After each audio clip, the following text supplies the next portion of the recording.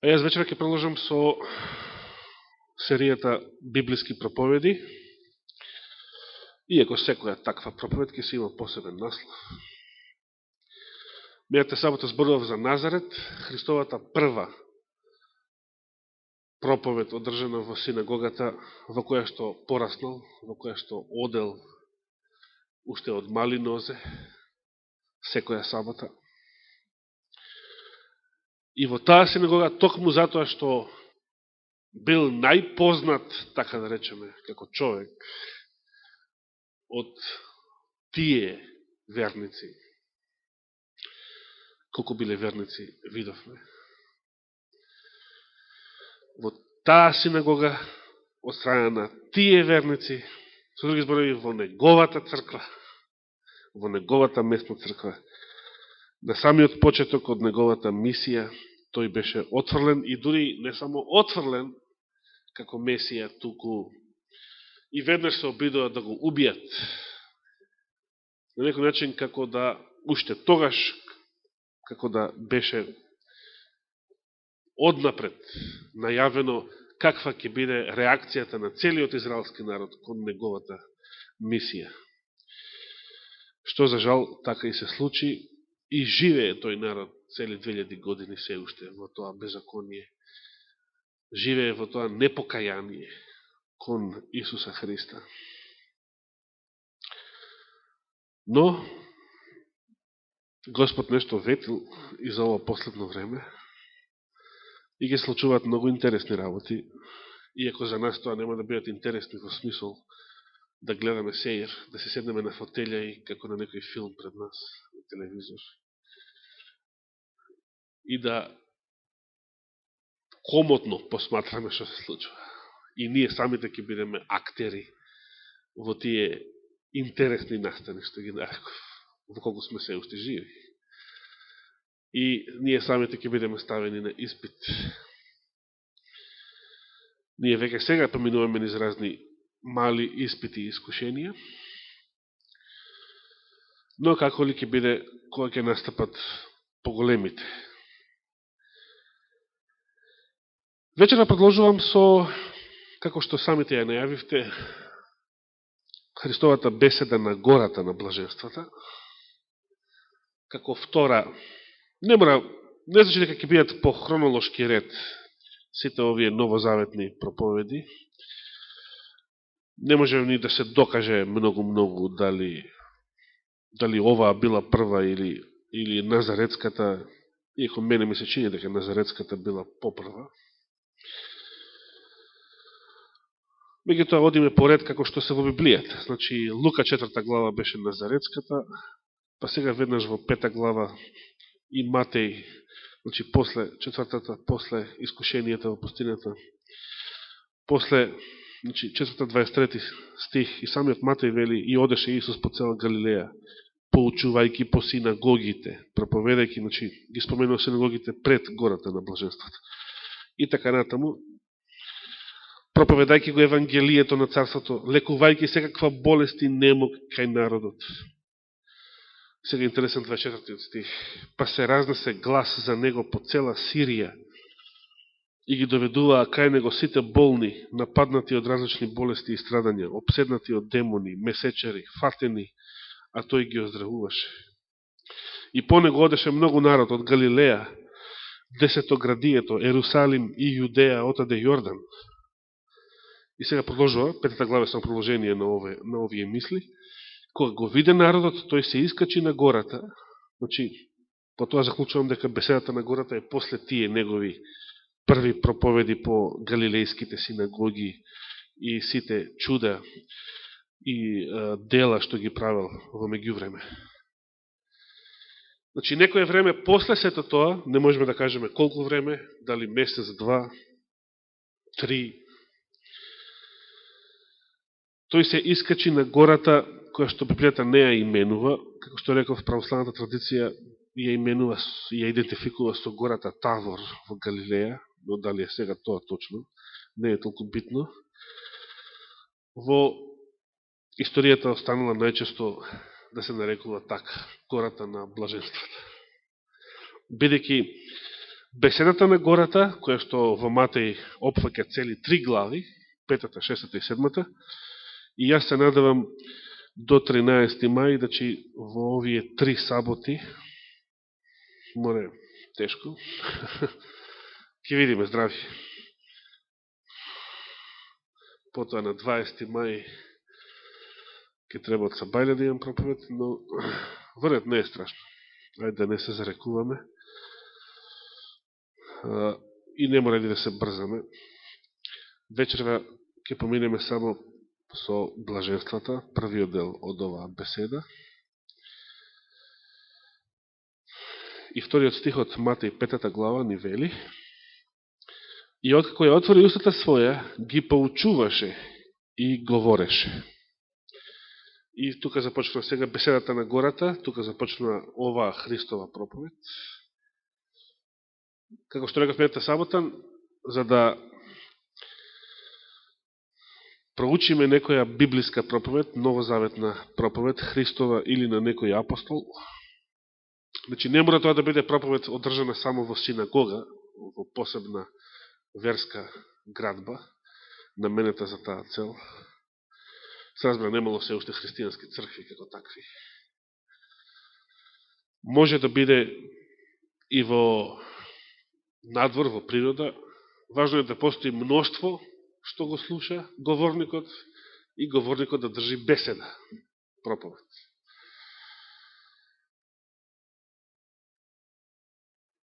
Ги прочитам одеднаш сите блаженства, бидејќи така Христос и ги кажа. Блажени се бедните по дух, зашто нивно е Царството Небесно. Блажени се оние што плачат, зашто тие ќе се утешат. Блажени се кротките, зашто тие ќе ја наследат земјата. Блажени се гладните и жедните за правда, зашто тие ќе се наситат. Блажени се милостивите, зашто тие ќе бидат помилувани. Блажени се чистите по срце, зашто тие ќе го видат Бога. Блажени се миротворците, зашто тие ќе се наречат синови Божии. Блажени се гонетите заради правда, бидејќи нивно е Царството Небесно. Блажени сте вие, кои ќе ве срамат и прогонуваат, и кога лажно ќе говорат против вас секакви лоши зборови заради мене. Радувајте се и веселете се, зашто голема е вашата награда на небесата. Така ги гонеа и пророците што беа пред вас. Колку свечени зборови. Дали може да се замислиме и ние во духот како звучал Исус кога ги изговорал овие зборови.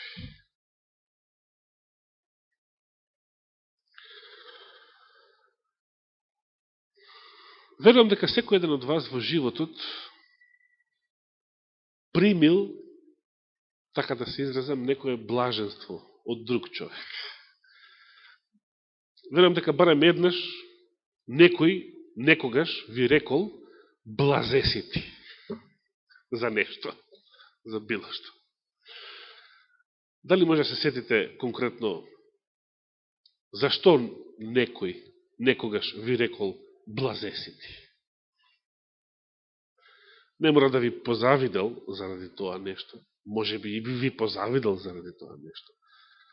Но ето, не навлегуваме во тоа дали ви завидувал или не, туку зашто нешто така, од која причина, се сеќавате ли од која причина некој ви рекол блазе си? Дали ви текнува некој во вашиот живот да ви кажал вакво нешто? И зашто? Јас се обидував да се сетам и единствено што памтам кога Рей де Карло ми рече тоа кај мене дома 98 година. Значи, не секам точно неговите англиски зборови, но нешто во тој смисол беше. Леле, па ти можеш да го читаш Новиот Завет на изворниот јазик, ти знаеш грчки, па ти знаеш волко јазици, оно, леле, вика, јас тоа да го имав, вика, леле, камо јас тоа да го имав. За него тоа било нешто вредно, нешто за што би ми рекол блазеси. Блазеси ти.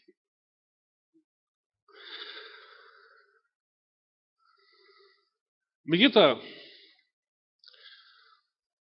ако се обидете да се сетите,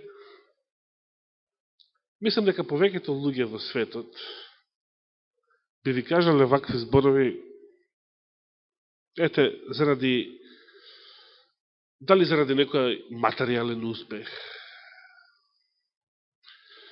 дали заради некоја срекна околност, дали, ете, за некоја ваква околност. Секојаш луѓето блаженството го поврзуваат со што?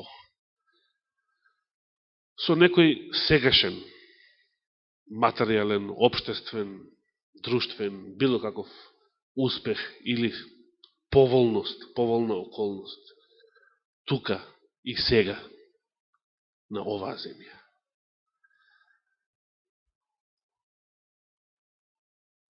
Меѓутоа, да го споредиме тоа со Христовите блаженства.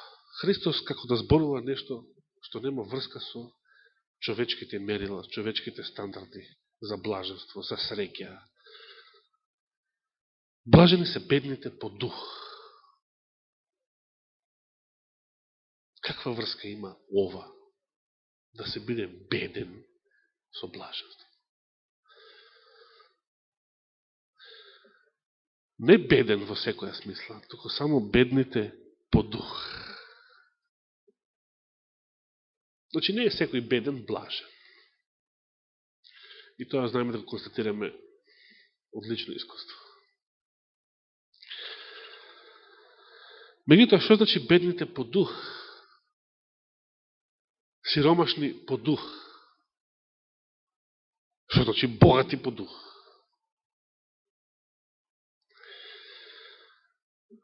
Тоа значи горди, напумпани,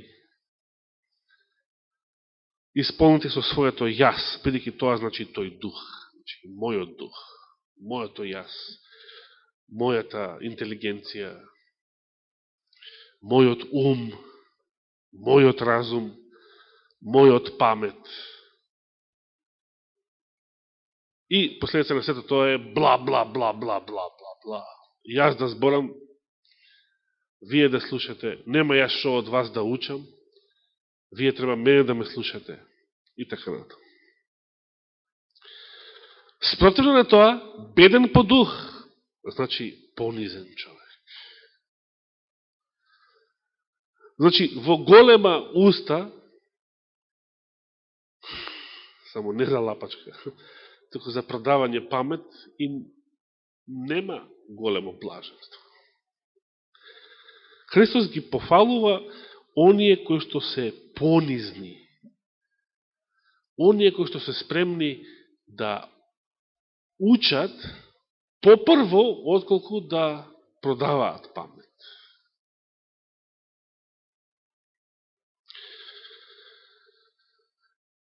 Не за џабе е речено, говорот, зборувањето е сребро. Има моменти кога треба да се зборува. Например, кога треба да се посведочи за вистината. Има луѓе кои што многу што може да научат од вас.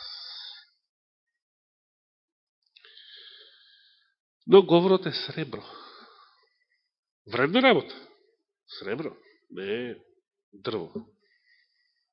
Пластика или не знам што. Сребро. Но молчењето, молкот е злато. Зошто?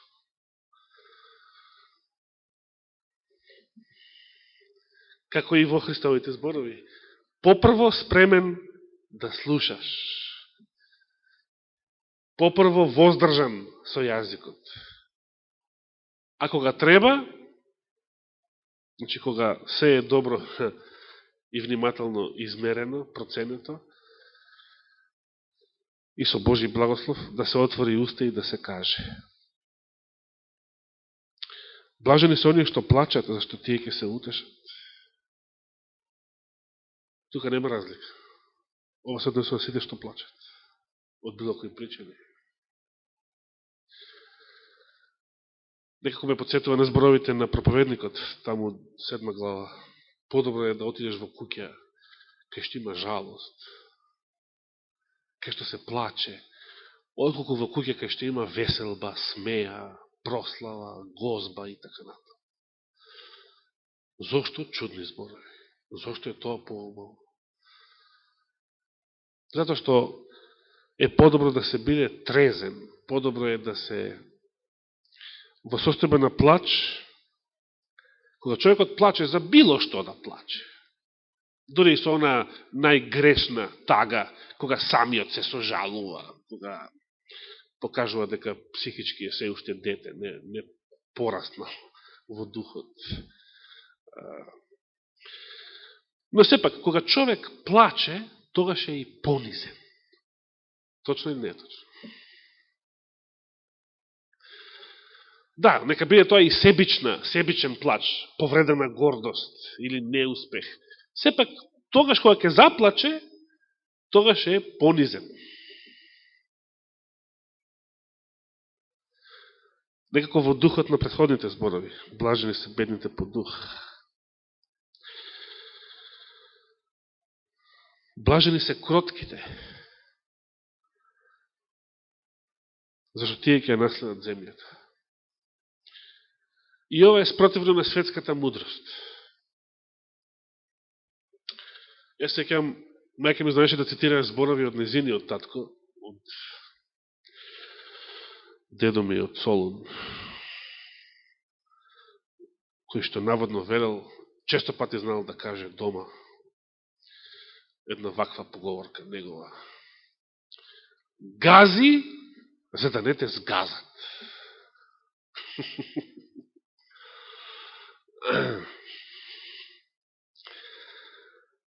И ке речеме, поправа е човекот. Таков е животот, таков е светот. Борба за опстанок.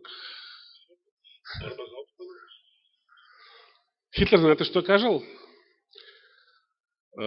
Некој од неговите изјави, што ги знам. Природата е сурова, и тоа е точно. Природата е сурова, затоа и ние треба да бидеме сурови. И сега да не набројувам. Зошто блажени се кротките? Зашто тие ќе наследат земјата. Примете, постои еден парадокс, например, во теоријата на еволуцијата. Ова е еден многу мал, ситен парадокс. Постојат многу големи дупки во таа теорија инако. Но има еден мал, ситен парадокс, според кој кротката овца или јагне преживеала, до ден денес постојат овци и јагни, кротки створени, а големите и страшни грабливци, диносауруси, ги нема. Кој ја наследил земјата?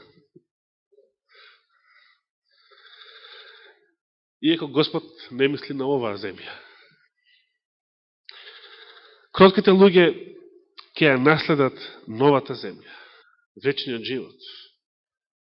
Таму нема да има луѓе исполнети со својато јас, со својата гордост, а со тоа луѓе што ќе бидат спремни да се искараат со некого, да се нафрлат врз некого, луѓе што ќе бидат спремни да сгазат некого од икс причини. Затоа и почнуваат блаженствата со понизност. Па потоа кроткост. Блажени се гладните и жедните за правда, зашто тие ќе се наситат. Значи, наместо да кукаме кај што има сила, нема правда, не постои правда во овој свет, и така натаму, Господ ги пофалува оние што се гладни и жедни за правда. Што не само што имаат смисол за правичност и праведност, туку и копнеат по неја. Зашто тие ќе се наситат. Тука се сеќавам, многу ми се допагаше на времето коментарот на Јован Илиев во неговата книга Атеизам или христијанство, така се викаше, мислам. Каде што тој рече, дали знаете, мислам сега го парафразирам, не сеќавам точно неговите зборови во таа книга, дали знаете што значи на Блискиот Исток да бидеш жеден? Особено во Христово време. И цитираше еден друг стих, едни други Христови зборови, кај што Господ вели, навистина велам, ако некој еден од овие најмали ги напои со чаша вода, навистина ќе ја добие својата награда. Значи, толку, ние би рекле, како некоја многу мала услуга, но сепак, иако Господ ќе пофали и ќе награди дури и најмало добро дело, ако сме го направиле, но тоа не било мала работа на Блискиот Исток да напоиш жеден. Водата била нешто скапоцено таму, особено во тоа време. Не знам како е денес. Денеска што имам читано, тие арапските таму наслоби во Израел со денови живеат и без вода. Можеме да си предоставиме како живеат. Можда бетер, од најбетер домакинството во Шутка, бетер и од тоа. А како било тек во Христово време? Повеќето луѓе во Христово време биле буквално гладни. Ние денес не знаеме што е тоа глад во библиска смисла на зборот.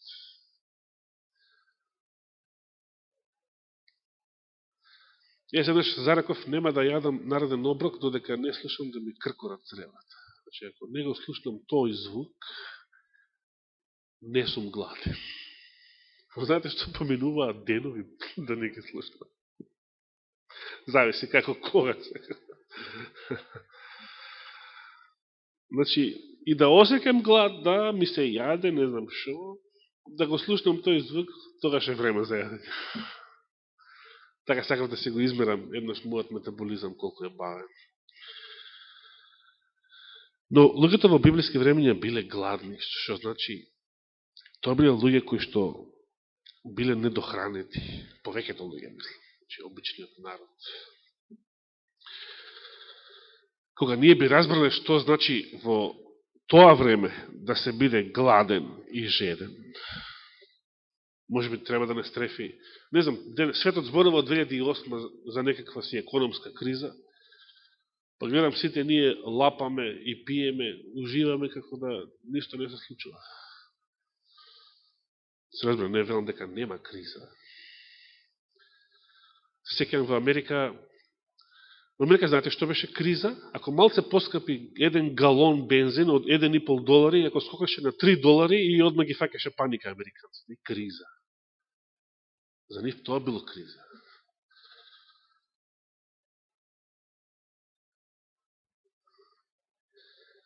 Кога ние би знаеле што значи глад и жед, да речеме во Христово време, за повеќето луѓе низ историјата во минатите векови, или во време на војна, немаштија, и кога тогаш би ги прочитале овие Христови зборови, блажени се гладните и жедните за правда.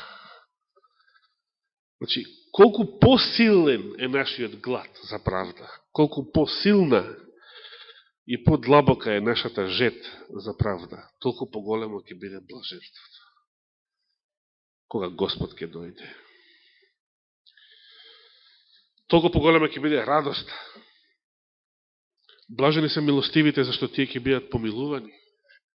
За ова не треба коментар. Доволно да прочитаме параболата на двајцата должници, што Христос ја кажал на друго место. Блажени се чистите по срце, зашто тие ќе го видат Бога.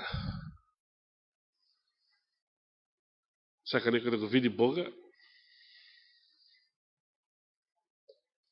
Како што велат луѓето, да го видам, да го видиш, ама джиш,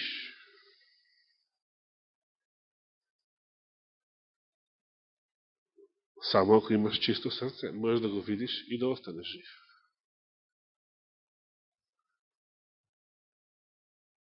Во Стариот Завет има еден случај, трагичен исто така, кога мноштво израелци, илјадници, мислам дека беа, погинаа во едно место, само заради нивното љубопитство, кога се врати Божиот ковчег од кај филистејците.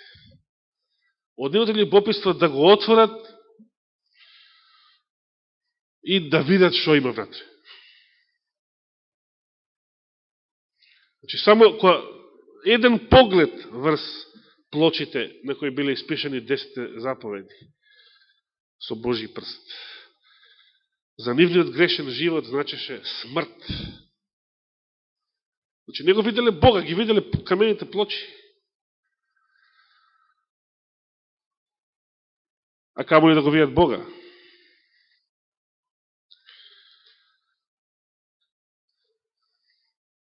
Ахан, читавме, но они другиот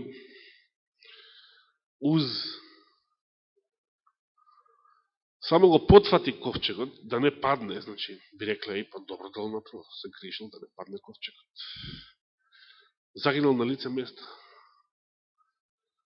Не го видел Господа во својата слава, за ковчегот се фатил и загинал на лице место. А камо ли да го видел Господа во својата слава?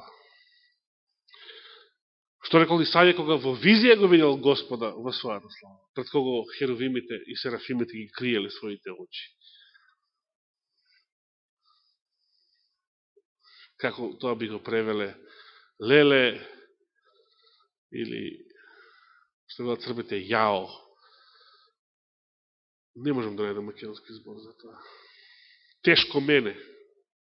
Тешко мене. Исаија се почувствувал изгубен во тој момент. Тешко мене. Се рекол готово. Готово, умрев. Тешко мене, бидејќи го видев со своји очи, го видов Господа Саваот. Јас, човек со нечисти устни. Ако еден Божи пророк како Исаија бил човек со нечисти устни, што сме ние?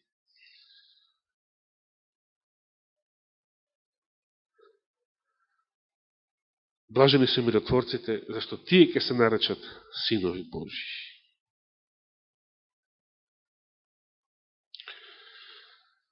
Како што и љубовта покрива многу гревови, и само со таа љубов можеме да градиме мир. И како што рече апостол Павле, колко што до вас стои, трудете се да живеете во мир со сите луѓе. Но колко што до вас стои. А се разбира, не може да има мир по цена на вистината и правдата. Тоа се вика проституција, односно политика. На грчки политика, на латински проституција се вика. Една иста работа. Нема мир по цена на вистината и правдата. Но колко што до вас стои за X, за куп други работи, гледате да биете во мир со вашите ближни. И блажени се гонетите заради правда, бидејќи нивно е Царството небесно. И оние што ќе бидат прогонети, оние што ќе бидат срамени, оние што ќе бидат клеветани, односно лажно ќе говорат против вас, секакви лоши зборови заради Христа. Радувајте се и веселете се, зашто голема е вашата награда на небесата, зашто така ги гонеа и пророците што беа пред вас. Со еден збор од сите овие блаженства што ги прочитавме, зашто се ова најбитните карактеристики? А не се споменати ни сребро, ни злато, ни било каков друг успех, материјален или друштвен, туку овие особини. Бидејќи овие особини се особините на оние кои што ќе живеат вечен живот. Бидејќи ова се вистинските вредности, ова се вечните вредности.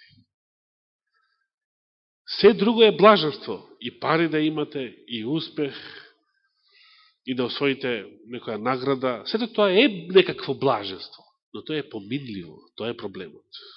Тоа ќе го снема. А од стара, самиот свет знае дека од стара слава не се живее.